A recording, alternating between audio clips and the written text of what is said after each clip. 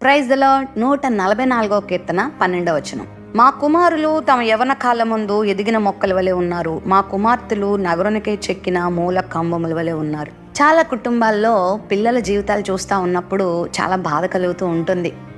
తల్లిదండ్రుల ప్రవర్తనను బట్టో, లేకపోతే పరిసరాల ప్రభావాన్ని బట్టో, లేకపోతే వారు చేసేటువంటి చిన్న చిన్న తప్పిదాలను బట్టో, లోకాశలను బట్టో చాలామంది పిల్లల జీవితాలు పాడైపోతూ ఉన్నాయి.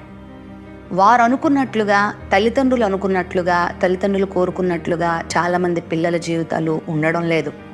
ఒకవేళ ఈ వాగ్దానాన్ని వీక్షిస్తున్న ప్రియ పిల్లలారా లేదా పెద్దలారా, మీ కుటుంబాల్లో ఉన్నటువంటి పిల్లల జీవితాలు కానీ మీ జీవితాలు కానీ ఆశీర్వాదకరంగా ఉండాలని కోరితే ఈ వాగ్దానాన్ని మీరు సొంతం చేసుకోండి. దేవునిని స్తుతించేవారిగా, దేవుని ఆశ్రయించేవారిగా, దేవుని చిత్తాన్ని అనుసరించి నడిచేవారిగా గనక ఉంటే వారి జీవితాలు ఎలా ఉంటాయంటే ఎదిగిన మొక్కల వలె ఉంటాయి. వారు పచ్చగా ఉంటారు. మొక్కలు పచ్చగా ఉంటాయి, అవి ఎదిగి మహావృక్షాలు అవుతాయి, వాటి నుండి చక్కని ఫలాలు అందుతాయి. ఆ చెట్లు చాలా ప్రయోజనకరంగా ఉంటాయి. అదేవిధంగా దేవుని యందు భయభక్తులు కలిగి జీవించేటువంటి బిడ్డల జీవితాలని దేవుడు ఆశీర్వాదకరంగా, ఫలవంతంగా, ప్రయోజనకరంగా మారుస్తాడు. ఆడపిల్లల జీవితాలైతే నగరునికై చెక్కిన మూల కంబముల వలె ఉంటాయని వాగ్దానం చేస్తున్నాడు. ఒకవేళ ఉదయకాల సమయంలో నీ భవిష్యత్తు గురించి ఏమైనా బాధపడుతున్నావా? నాకు తల్లిదండ్రులు లేరు, ఉన్నా కూడా వారు బలహీనులు, బీదవారు, నన్ను అంత ఉద్ధరించేవారు కారు.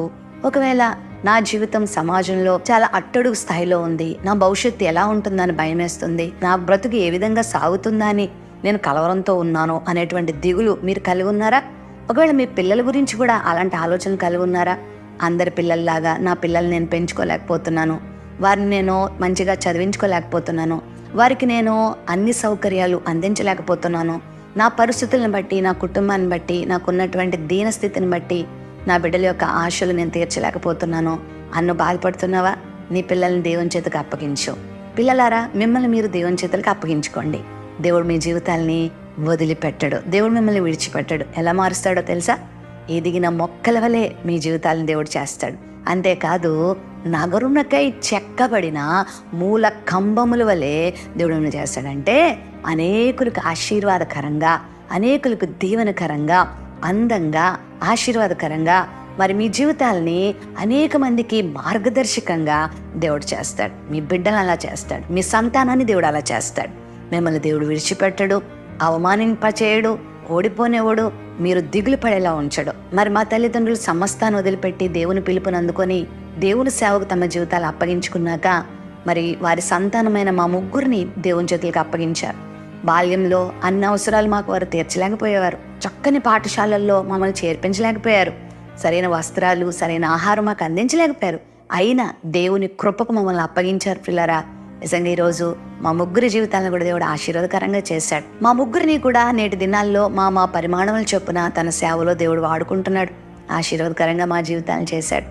ఆనాడు మా తల్లిదండ్రులు మాకు ఏం అందించలేకపోయారో అవన్నీ కూడా దేవుడు ఈరోజు మాకు సమృద్ధిగా ఇచ్చాడు. అనేకుల ముందు తలెత్తుకుని బ్రతికే కృప దేవుడు మాకు ఇచ్చాడు. తన సేవలో ప్రయోజనకరమైన పాత్రలుగా మమ్మల్ని చేసుకుంటున్నాడు. దానిని బట్టి దేవునికి ఎంతో మహిమ కలుగును గాక. నీ బిడ్డలను బట్టి నువ్వు ఎప్పుడు బాధపడొద్దు, నీ భవిష్యత్తుని బట్టి కూడా నువ్వు ఎప్పుడు బాధపడొద్దు. దేవునికి అప్పగించు, నీ జీవితాన్ని కూడా దేవుడు ఈ విధంగా మారుస్తాడు. ప్రేమ నమ్మకం కలిగిన మా తండ్రి, దేనిని గురించి చింతపడొద్దు, కానీ మీరు మాకు ఇచ్చిన వాగ్దానాలను మేము సొంతం చేసుకొని ఎదిగిన మొక్కల వలె, నగరునికై చెక్కబడిన మూల కంబముల వలె మా జీవితాలు మలిచి కృపచూపమని యేసు నామమున అడుగుచున్నాం తండ్రి. ఆమేన్.